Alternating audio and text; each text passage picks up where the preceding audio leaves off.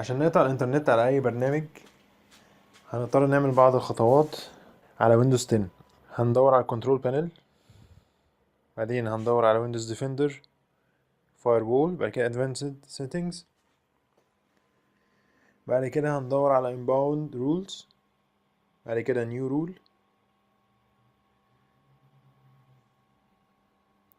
program next، بعد كده هندور على البرنامج ده، هندوس براوز وندور عليه في الويندوز، نروح لبروجرام فايلز او ممكن نروح على السي او المكان اللي متسطب فيه الويندوز ونجيب منه البرنامج، نجيب مكان البرنامج الاصلي. مثلا هندور على كامتيزيا، هندوس نيكست وهنعمل بلوك ذا كونكشن، بعد كده نيكست، نيكست تاني، وهنكتب اسم البرنامج،